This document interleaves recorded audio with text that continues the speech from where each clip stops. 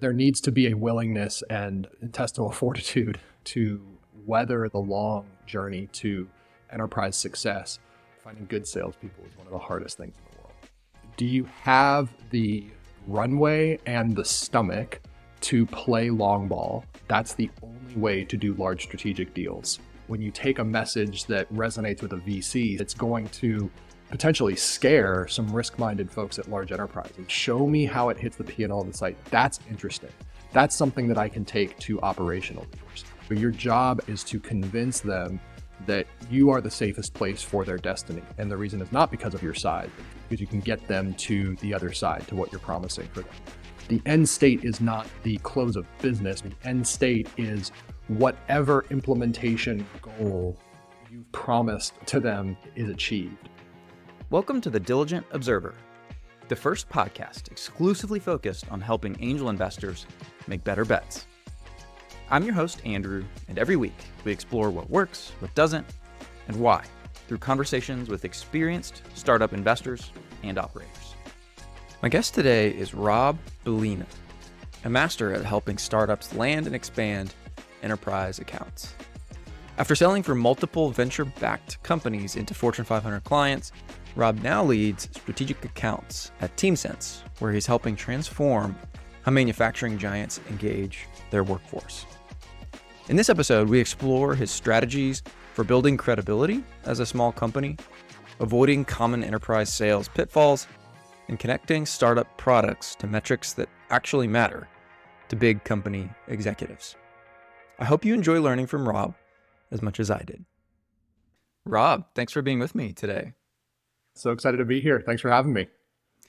Okay, so Rob, I'd love to start with just what's exciting in your world right now, either at TeamSense or things happening in the broader kind of sales ecosystem that you find exciting. My passion has always been walking alongside customers and helping them transform. I love finding people that are trying to solve problems on the ground level, building a story with them, and then taking that to corporate executives. And in my role at TeamSense, I get to do that more and in a different way than I ever really have before. We sell primarily to manufacturing companies, which is a new industry for me. And so I've sort of traded my wingtips in for steel-toed boots. And instead of spending time touring data centers, I now am touring manufacturing facilities, which is really interesting. You feel like a little kid when you're in there watching trucks get built or engines put together, but then also really getting to hear the ways that software can improve the lives of people that a lot of the tech industry has ignored for a very long time, right? The hourly workers in factories. And so that's really exciting to me here at TeamSense. I think broadly what I'm seeing is there really seems to be a shift. I wonder if it's, post-COVID, everybody went remote. Everything was very much done over Zoom.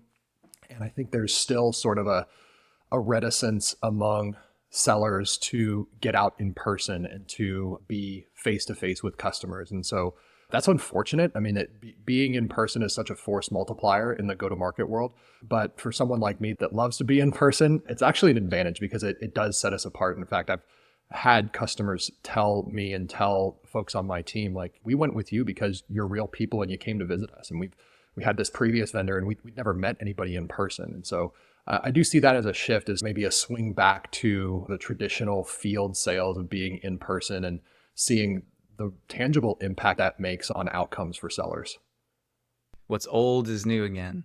Yeah. So you said something interesting just now. It sounds like this transition from large data center focus to manufacturing has been quite a transformation in terms of target market. What are some of the things you've seen that are consistent in terms of your sales motions and the way you go to market? And what are some of the nuances that you've found between those two markets? The way that large organizations buy is pretty consistent, right? There's a huge focus on reducing risk. There's a huge focus on understanding outcomes. One of my favorite go-to-market people in the world is Todd Capone, the author of The Transparency Sale. And he's famous for saying that people buy when they have certainty, when they know what the outcome will be, even if they need to understand what the potential downsides are before they're willing to buy. That's pretty consistent. And so building a business case and helping all of the stakeholders in a large organization understand not just the pie in the sky vision of the software, but how do we help you get from where you are today to where you're going to go next? That's pretty consistent. I think that's just buying behavior in general, building consensus across multiple stakeholders, understanding the pains and the potential benefits for different stakeholders is all pretty consistent. What's really unique about the manufacturing industry, I think what surprised me initially coming to TeamSense is how independent some of these facilities are. And in fact, one of the first things that I did when I came in as head of sales was I looked at, okay, we've got fantastic logos, but it's typically at a single site. We've got a single site where we're covering their hourly workforce. How do we expand to other sites? And I was surprised to find that many times our contracts were not with the corporate entity, but with a wholly owned subsidiary that had the corporate name plus the site name with it. And so in many cases, going to a different site or trying to do a corporate level expansion meant starting from scratch from a legal and procurement perspective, which was a big lift. And so that's been surprising to me. The world that I previously come from, I was at Cloudera where I sold mostly to either tech companies or to IT within large companies. And they're pretty well enmeshed in the corporate structure. And so what you see is what you get. The last thing that I'll say too is this is the first role for me where I'm selling primarily to HR and then tangentially into operations at the site level when we're starting there. And compared to selling to folks in IT who buy a lot of software, run a lot of projects, know kind of where the bodies are buried and how to navigate the structure, folks that are at an operating facility in HR, many times they're buying software for the first time or they're running a project for the first time. And so my role takes on an additional layer of project management, almost helping them kind of think through how do we get this purchase done? And then what do we need to do post-purchase to prove the value that we've promised to the organization and show that to them?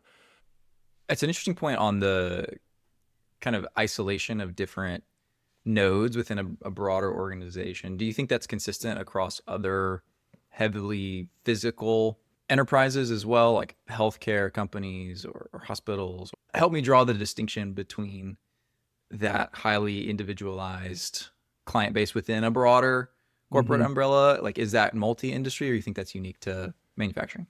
I think what's unique about manufacturing, and I'm painting with broad strokes here, but these facilities and the plant leaderships, it's usually a plant manager or a general manager, they are running a P&L for that facility as if it's its own business. And sometimes legally it is, right? It's legally its own business. And so there is more isolation. There's like a shared services model that comes from corporate, but in the day-to-day operations and how they run and manage their business, a lot of that is left up to them. And I do believe that has to do with the physical nature of the manufacturing industry and the fact that there is so much P&L focus site by site.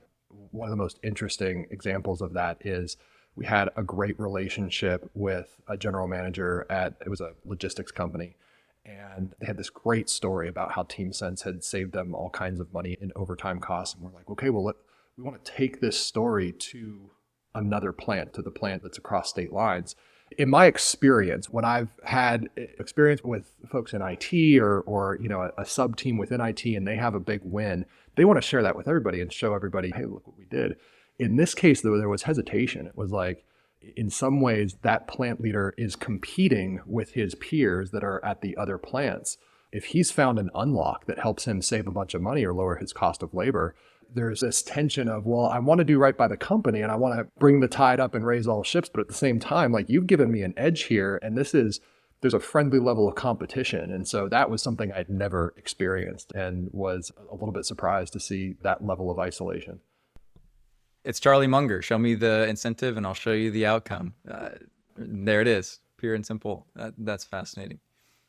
Okay, Rob, so I want to double click on your framework, your mental model for assessing go-to-market strategy. You have worked with multiple small companies selling to big companies.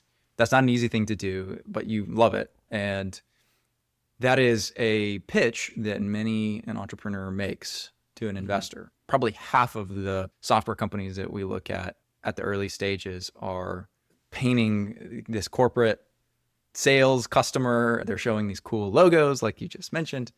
I'm curious to understand, what is your framework? What are the key questions that you would ask if you sat down with a new entrepreneur, small team, sub 5 people, aiming to go to market with some of these large enterprise clients? What are the questions you would ask? How would you deconstruct their pitch deck? I mean, they have picked potentially the hardest path, right? So for me, there needs to be a really good product reason why that is the direction, why that's the fit, why we're going to go after large enterprises and we're going to go after long sales cycle, large dollar deals off the bat. When I ran my coaching business and I would interact with very small startups, and one of the biggest challenges I saw with them is that they would oftentimes pitch to large enterprises the same way that they pitch to their VCs. And so the same story that got them funded makes sense is, well, that should get us a sale at this large company. And one of the unlocks, I think, for them was realizing very different organizations, very different group of people. Typically, VCs, much smaller group of people, fewer stakeholders, and it's people that are literally in the business of taking risk. They are looking for high stakes, high return types of ventures. A large enterprise is, for the most part, very, very different. They are, by their very nature, risk averse.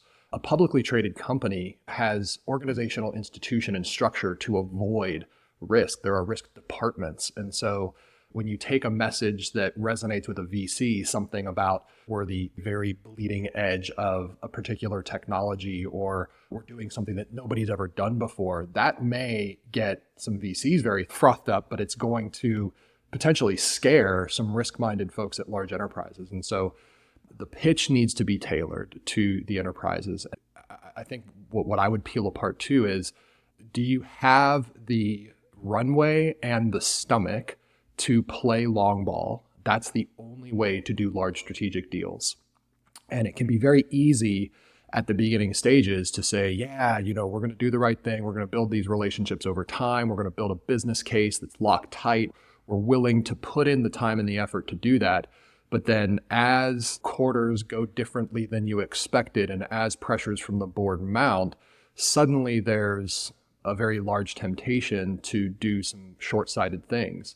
And in the course of working towards a strategic relationship with a large enterprise, there are absolutely opportunities where you can pull a string or yank on some leverage to try to get a quick deal. You're going to do that with that customer exactly once, and you're mortgaging your future with that customer. There needs to be a willingness and intestinal fortitude to weather the long journey to enterprise success. And then they also would need to show me a very clear plan of how you're going to find sellers that are going to come sell for you. When I think about the reasons why a seller who knows how to operate at a VP or C level, why would that type of person go work for a startup? Enterprise sales is already very, very risky, right?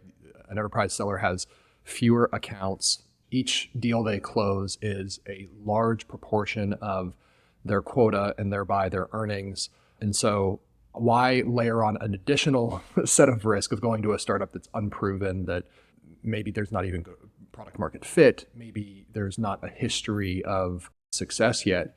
And usually the answer is a small startup gives them an ability to do a broader set of things. They're not quite so much a cog in the wheel, right? They're able to wear more hats. They want more of that autonomy and freedom that they're not going to get at a larger organization.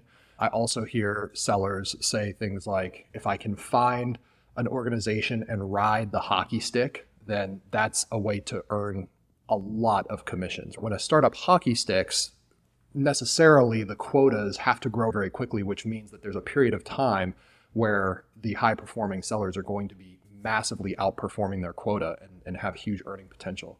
And then equity, of course, is a big one. And so that has to be part of the picture if you're looking to attract top sales talent, especially at the enterprise level, because they're going to be playing long ball. They're going to be investing a lot of time with very little return until those come to fruition.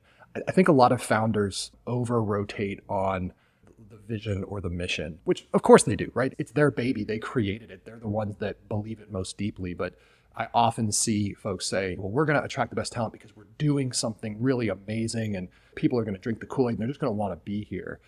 The hard truth is, like, while belief, I think, is maybe one of the most important parts of sales for me in particular and for sellers in general. You got to believe in what you're selling.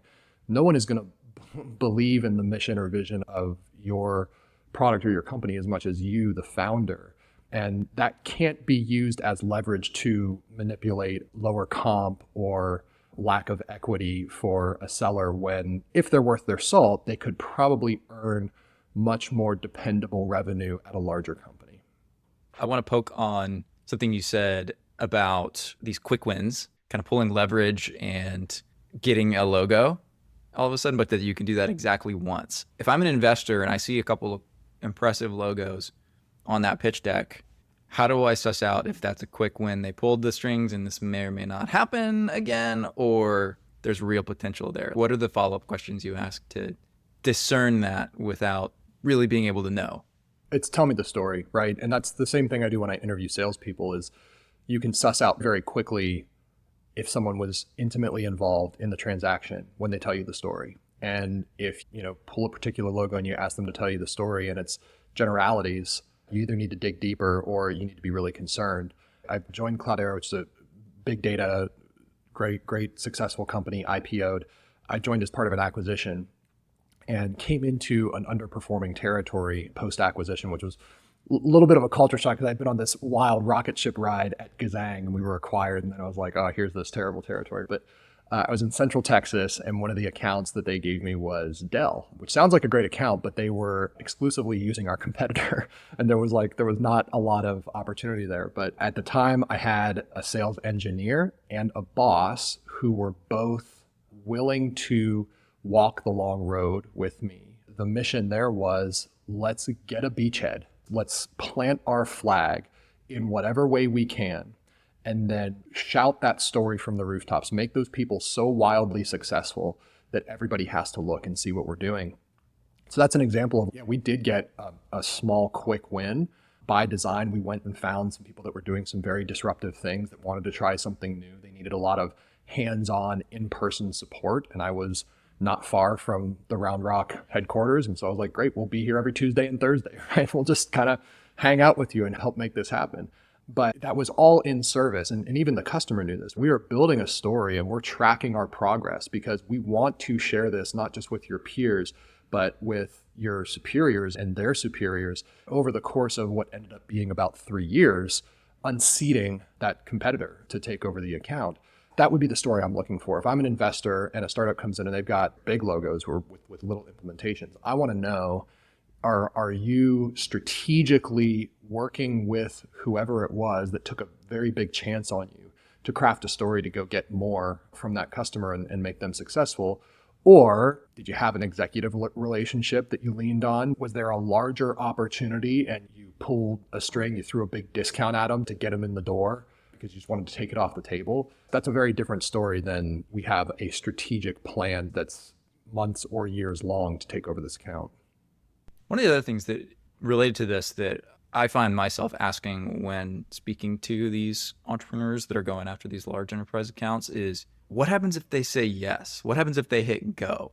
How do you think about positioning for scale and positioning for rapid growth in fulfillment and all of that? Because if a big enterprise in theory, right, gets to the full scope, it's okay, I need 10,000 units tomorrow. Can you make it happen? The answer is always yes. Am I thinking about it the right way, or is it usually more of a slow roll? Let me start by saying, and I've even seen this at TeamSense, I think there's this desire amongst many people to not share your size when you're a tiny startup trying to sell to a big company. It's like, well, we have to make ourselves look bigger than we are. I don't believe that's true. At best, it's like you're throwing some smoke. At worst, you're outright lying to people. I think what you do want to show them is competence. You want there to be no question in their mind that their future is best suited with you. And many times for many large enterprises, that means they want to work with a large market leader because the risk is lower. And so your job as the founder, the enterprise salesperson, whatever, is to convince them that you are the safest place for their destiny. And the reason is not because of your size, but it's because you're competent, because you know the path, because you can get them to the other side, to what you're promising for them. And then through the sales process, that's a big part of qualification. And I've heard the definition of qualification being like knowing how you lose and uncovering it as early as possible. Well, if you're a tiny startup, one way you potentially lose is you cast a big vision and you get a whole bunch of people really excited, and then you can't deliver because your product doesn't scale or you don't have the means to fulfill it. And so part of qualification during the process is putting the customer in the mind of post-implementation and having them with you craft what that world looks like so that you and they both have a very clear understanding of what's happening. It's just sort of like sales tool that I've always used throughout my career is a mutual action plan, and there's mutual close plans and all these different versions of it. I think what I've found most effective is when you have a plan that is collaborative with the customer. It's something that you pull up on the Zoom or you put up on the whiteboard with them together, and you're both editing it in real time. And that the end state is not the close of business, because that really doesn't matter to the customer. The end state is whatever implementation goal you've promised to them is achieved. And so in my case at TeamSense, we say we reduce absenteeism, and that reduction in absenteeism in your hourly workforce results in lower overtime costs, lower labor costs. The end goal is that it's the seeing the costs of labor come down. It's seeing that crest and start to come down. That's the end goal. And that's what you want to track towards with the customer. If as early as possible, you can start getting them in the mindset of what's the world going to look like post-implementation, they're going to uncover for you very quickly. First, we'll roll out to North America, and then it'll be the EU. And you're like, oh, whoa, we've never done business in the EU. What do we need to be GDPR certified, or what are the things that we need to be aware of? And that'll help you uncover the potential pitfalls. Where do you see inexperienced salespeople and or entrepreneurs screw up in this process of casting that vision and focusing on the outcome? What are some of the more common pitfalls? Maybe this pull the strings and get the quick win rather than focus on the long outcome like you talked about earlier. What are the common mistakes that you see? I think being too short-sighted and judging short or long-sightedness on your customer's scale, not yours. The life cycle of a VC-backed startup is short and fast and furious, and things happen very, very slowly at large enterprises. And so when you say I'm playing long ball to a large company that's 100 years old, that could mean a couple of years. So that's certainly one. I think tailoring your pitch to that audience, making sure that you are attaching what you do to a tangible impact, and that those tangible impacts are impacts that matter to that customer. My favorite example of this at TeamSense is we were working with a company called Kenco Logistics. They're a big third-party logistics company. We had deployed at a single site just north of Atlanta, very successful initial deployment, and we saw their absenteeism rates go down. They were struggling with absenteeism. Their absenteeism rates came down by 39%. And so we were like, oh my gosh, this is amazing. And so the seller and we went to the general manager and we said, hey, will you broker a meeting for us with who is it on the executive team that cares? Is it VP of HR? Is it VP of Ops? Who cares? And so he was willing to do that. He got us a meeting, and we walked in with like some swagger, because it's like, oh my God, we had this amazing implementation. We've got the GM and the head of HR for the plant just like singing our praises, and we have this measured impact. The absenteeism dropped by 39%. Look at this beautiful chart. And I remember the moment very clearly. The VP of HR, she looks at me and says, yeah, that doesn't matter. And I'm like, what do you mean that doesn't matter? And she's like, well, I need to understand the tangible impact. I'm like, tangible? It's tangible. It's right there on the screen in front of you. More people are coming to work. It's a reduction in absenteeism. It's not tangible unless I understand how it hits the P&L of that site. Show me that. Show me how it hits the P&L of the site. That's interesting. That's something that I can take to operational leaders. But if we have the same throughput efficiency and we're moving the same number of pallets from one side of the facility to the other, when absenteeism is X percent versus Y percent, it doesn't matter unless it's affecting that outcome. So go show me that connection, draw that line. So that's what we did. We went back, crunched the numbers, and we found this deep connection between absenteeism and overtime costs. And then in their particular case, they were actually overstaffing shifts to account for unplanned absences. So if the shift called for 100 people, they would staff 103, expecting that 3 people wouldn't show up unexpectedly, and then they've got a full shift. Well, that resulted in a whole bunch of wasted money, because if everybody did show up for the shift, then you're having to pay usually half day's wage to those folks and send them home, or they're going to stay on, you're paying them anyway. And so we were able to show the reduction in those costs because of the reduction in absenteeism. And that's what unlocked Kenco for us. Then it was hair on fire. How do we roll this out to as many of our sites as we can? Because look, it's a huge tangible impact to the P&L. That's an amazing story. So basically this completing the circuit, essentially. You guys had most of it, but you didn't take it to its final conclusion into what actually bottom line mattered. If I can even put another turn on it, since then, and what do we do as a small startup? We're like, hey, that worked once, boom, stamp it, let's do it everywhere. Well, not every company has the same labor practices that Kenco has. Not every company cares about overtime the same way that Kenco did. Some companies are unionized and they're controlled by a CBA. And so they have requirements around overtime or overstaffing that are independent of absence rates. And so it's not just completing the circuit and drawing that very clear line to a tangible impact, but it's got to be a tangible impact that matters to the customer. You can't just throw this into a white paper and blast it out to everybody and be like, all right, I'm ready to receive your deals. I'm working with another customer, and I won't mention their name because they're not a referenceable customer quite yet, but they make household items and they have a goal for each shift, and it's called their million thing incentive, this thing that they make. They want to see if they can make $1 million per shift. And if they make $1 million per shift, then that shift gets an incentive, right? And as I'm speaking with the leaders at this site, and I'm trying to understand what are the metrics that matter to you? What are KPIs that we might affect that are going to resonate with folks? And I tried on the overtime thing. I tried on the overstaffing thing. And they're like, well, you know what it really is? We haven't hit the $1 million thing incentive in months. Like, we used to do it consistently all the time, but since absenteeism went up, we're having trouble. And I was like, guys, that's the thing. If we can implement TeamSense, reduce absenteeism, show better engagement with the workforce, but if that then results in you hitting that incentive more consistently, if I go tell that story to corporate, are they going to know what that is? They're like, oh yeah, that's their thing. They say that all the time, the $1 million thing incentive, right? Great. That's the story I want to tell. As you're talking, it sounds like finding the actual message, the actual thing that's important, that top to bottom people care about, like CEOs, all their broad messaging, but what's the thing that actually filters all the way through the organization? That's what you have to connect the sales message to in order to really get top to bottom buy-in. What's the thing that when you say it out loud, everybody rolls their eyes because they hear it at every all hands? If you can connect to that, an example of this is we did this at Dell at Cloudera. We found a series of blogs by their CIO, and it was called Dell on Dell.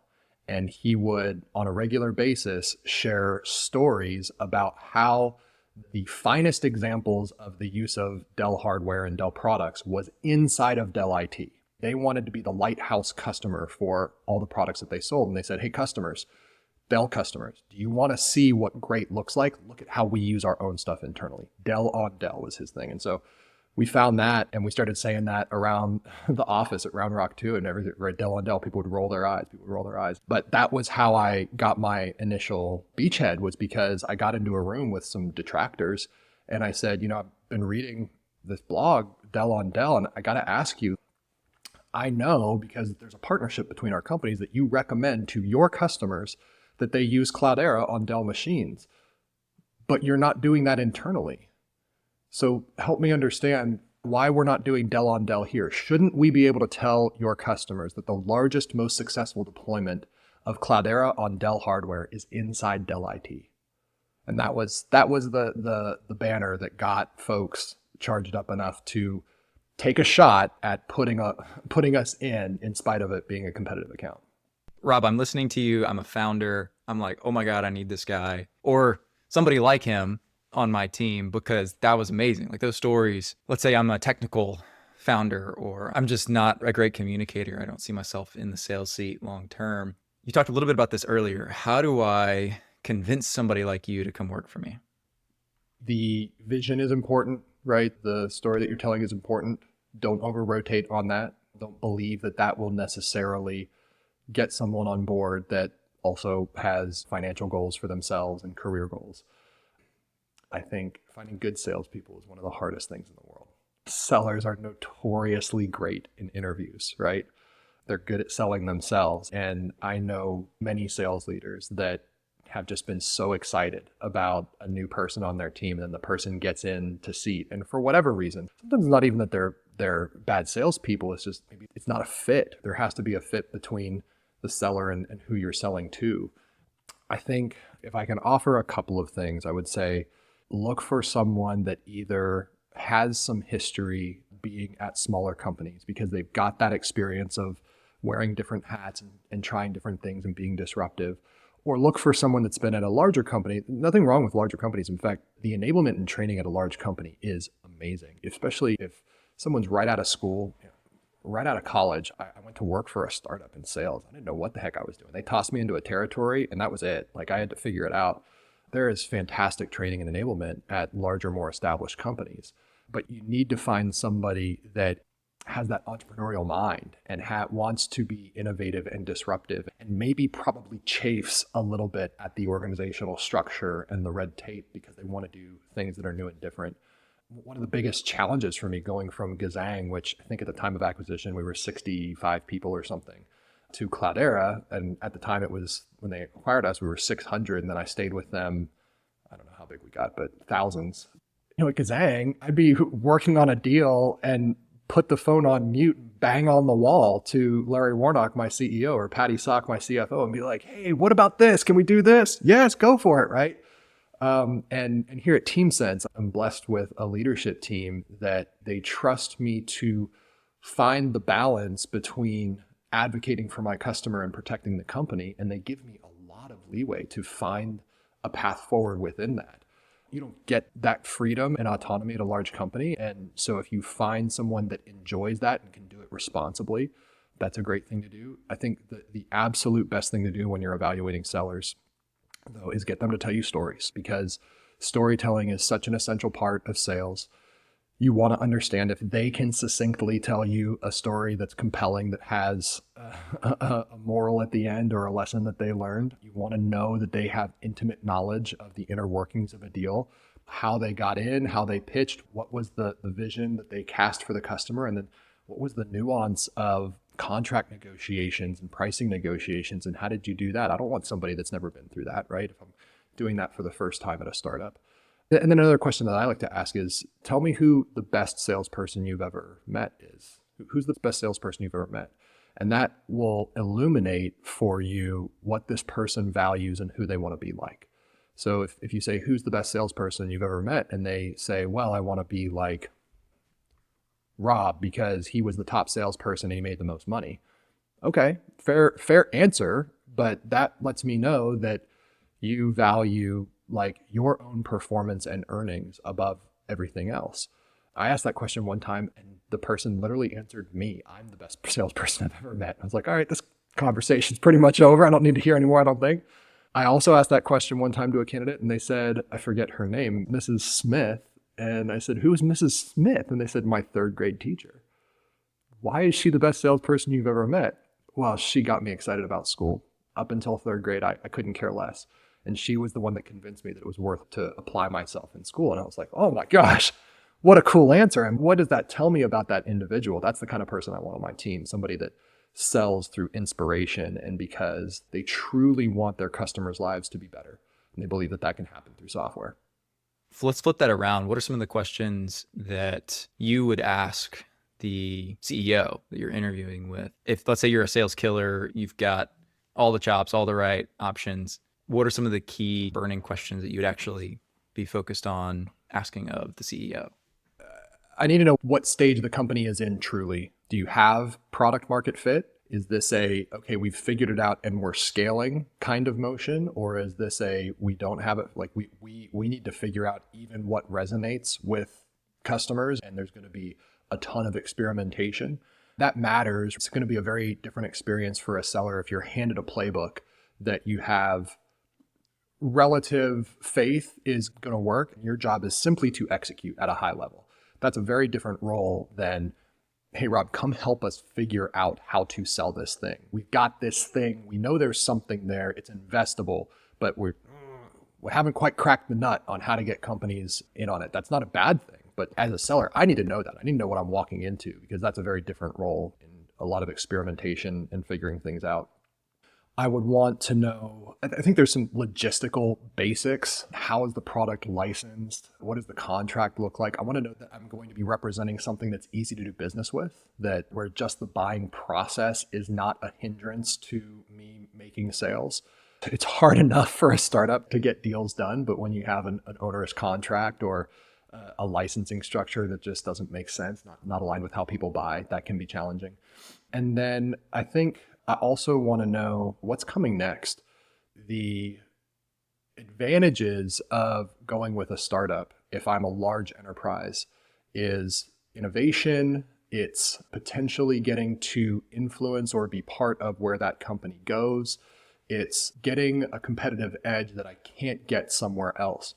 And so me as the seller, if I'm going to be selling that message to a large enterprise, I need to have confidence that the company is aligned to that we've got a technical organization that is going to be listening to the market. They're not creating things just for the sake of creating them or because they think they sound cool. They create things that customers want to buy, that they're listening to customers. One of the very first things I did when I got to TeamSense was I had what I called sell to me sessions. And so I had our CEO, our CTO, various folks that I would bring into deals to drive consensus and create executive alignment. I wanted to see how they would do in front of a customer. And if you've been selling for any period of time for startups, you know that there's some folks that aren't great in front of customers, and that's okay. Like, they have other value to the organization. But as a customer representative, I want to know exactly who I'm bringing into my customer. I want to know exactly what kind of an experience it's going to be for them. And so I would attempt to suss some of that out even in the interview. Is this an executive team? Is this a team of leaders that I know I can put in front of a customer, and it's going to increase credibility and it's going to add to my chances of winning, rather than make the customer kind of look sideways and think, uh-oh, like, are these folks for real? Or can we trust them? So much of selling to a large enterprise from a startup is proving credibility and trust. And so that would be a big part of it. Love it. Super helpful. Rob, I want to ask about the season of life post Cloudera, but before your next thing. I was reviewing your background and noticed you took a season of sabbatical. I'd love to just unpack that a little bit. I don't see leaders often do that, but I have a lot of respect for it because, man, we only get one life, and taking time off to highlight like what's important and reorient, I think, is just such a wise thing to do seasonally. So I wonder if you could just tell us more about that season. Why did you do that? And what stood out to you during those months? We could have several podcasts about that. I will attempt to give you a succinct answer. The shortest way to share it is Cloudera took a very large investment from Intel, and Intel was a very important part of our investment team. There was a policy at Intel, and I believe I'm getting this right. If you had been at Intel for 7 years, you were able to take a 7-week paid sabbatical. And so when we took the investment, one of our founders, Mike Olson, said, this is a great idea. Let's do this same thing at Cloudera. And so if you've been at Cloudera for 7 years, you can take a 7-week sabbatical. And, they had backdated my start date to when I had started at Gazang pre-acquisition. And so I've got this sabbatical coming up. I wonder what I'm going to do with it. And then, as chance would have it, I have 4 children. During the birth of my 4th, there was a complication, and my wife had a medical emergency that required a lot of care. And so I ended up using my 7-week sabbatical mostly to care for her. It wasn't quite the, trip to Europe kind of thing that we were hoping for, which was great. What a cool thing that the company allowed me time and space to do that and everything. But the sabbatical wasn't what we expected. So when it came time for me to leave Cloudera, Cloudera had changed a lot. It had grown. We had merged with a competitor. We were headed for PE. And so I decided, okay, I think I'm going to go find something different, but I'm not sure what to do next. And my wife said, well, we never got our sabbatical. Maybe we take a sabbatical. And I said, okay, let's do it. So that was, I think it was November of 19. We decided to take a sabbatical that would kind of take us into the new year. Once the new year starts, then I'll go find a new job. And it was great. I checked a whole bunch of things off my list. I invested in time with friends. I got to be with my 4 children. And my wife and I did a lot of focus time on our marriage and just making sure that we were headed in the direction that we wanted to be, both like professionally and as a family. That those were the inklings of things that started, that eventually led to me relocating to rural Tennessee, which is another interesting story. But get into the new year, it's 2020, then COVID hits, and suddenly all 4 of my kids are at home, and I'm like, okay, I can help out with this. I've still got a little runway left. And so I was educating my 4 children in the spring. And then it was that late that spring when I started sort of moonlighting, doing some individual coaching. Some connections that I had in the Austin area had asked me like, hey, would you do this on the side? I know you're taking time off, and found I really enjoyed it, and eventually led to me starting a business around it. Amazing. And when we spoke previously, you mentioned that after a while, you just realized you kind of missed being in the game a little bit. And I wonder if you could say more about kind of that self-awareness exercise during that season. And as you got into the coaching world, talk to me about your mental process of just realizing that about yourself and what led to your ultimate decision to sit in the seat you're at now. My wife and I have a concept of checkpoints. And the idea is whenever we make a major decision, we set a checkpoint in the future. And we agree that at that checkpoint, we are going to, like, from the foundation, soup to nuts, assess, is this the right decision? Is this where we want to go? But until then, we will not doubt our decision unless there's, some sort of catastrophe or something. And that very simple system has allowed me to weather some really big professional and personal storms that have ended in really good things on the back end. Gazang was a great success story. You had Larry Warnock on the podcast a few weeks ago. He was the CEO at Gazang. It was not all sunshine and lollipops. We did, market pivots, and there were changes in sales leadership and all kinds of goofy stuff that any wiser man probably would have jumped ship at some point. But I had a checkpoint where I was like, I'm sticking with this thing until they fire me or until we hit the checkpoint.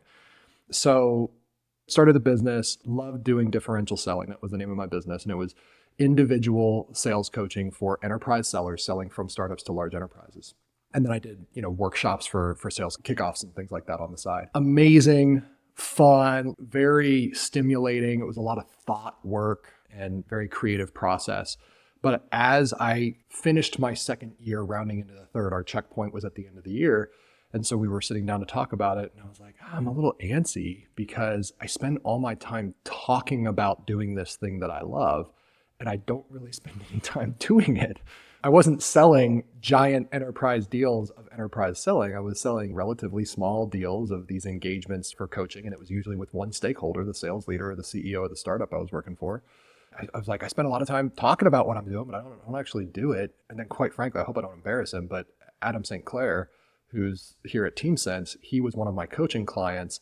And our engagement when I was at Differential was, I loved all of my coaching clients. He was special. We built a really special relationship. And I found myself, as we were sort of nearing the end of that engagement, being like, oh man, I want to spend more time with Adam. I want to go watch him put into practice the things that we've done. And I want to see the fruits of his labor. In my coaching, I did a lot of hands-on stuff with folks, and we listened to calls together and we would spend time, but it wasn't appropriate for me to go on site to a customer with my clients. And so I was like, man, I want to go with Adam. I want to see him in action on a customer site. That eventually had that conversation with my wife, and had a kind of an open conversation with Sheila Stafford, CEO of TeamSense, and said, hey, I'm thinking about turning off my business and going to be a head of sales somewhere because I have this desire, I have this feeling that I want to go do. And she said, would you consider TeamSense? And so one thing led to another, and here I am. Amazing. Well, you talked about storytelling earlier. You've certainly got that down. Talk about what you have been surprised by as you've double-clicked over the last couple of years in this role, leading a whole team, kind of this, I think you've got 6 people under you, 7? The whole go-to-market team today is 5, 6. There's a whole story here. So sales leadership is hard. It's really hard. And having done this role for 18 months, it was like, oh, I suddenly have so much more respect and empathy for those sales leaders that were trying to get me to fill out my forecast or nailing me because I didn't have the CRM updated. And I was like, now I get it. Now I'm not just the free and loose sales guy that does whatever he wants. It was also challenging too, because I was never just a frontline manager. Most folks, they're a seller. And then if they want to go the management path, they're going to be like a regional director or something. And I went straight to the top sales job at a startup.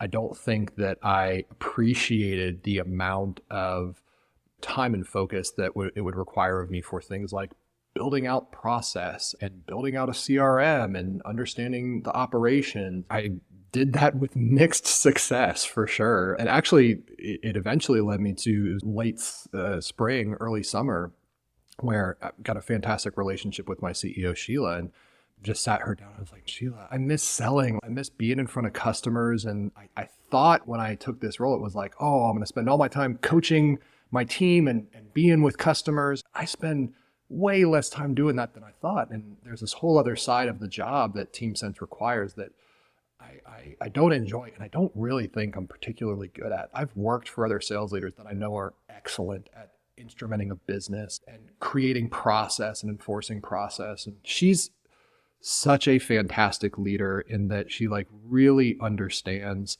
a person's strengths and weaknesses and gives people space to figure that out. She was willing to let me decide to take a role being a strategic seller at TeamSense. And so I moved into that role in the fall and have been doing that since then and got to be part of the team that found my replacement. And he started just a couple of months ago, James. I am honestly loving life a little bit because I get to do the thing that I'm really passionate about, which is go be with customers. I do miss coaching my team, and Adam and Ramil, and they're still on the team and we're peers now. I miss spending time with them. I spend far less time with them now than I did since we're peers, but I do not miss the spreadsheets and the process and everything else. I do find that I'm so passionate about being with customers and walking alongside them. The role was exactly what I hoped it would be. It was a chance to try something new and build new muscle and experience something firsthand.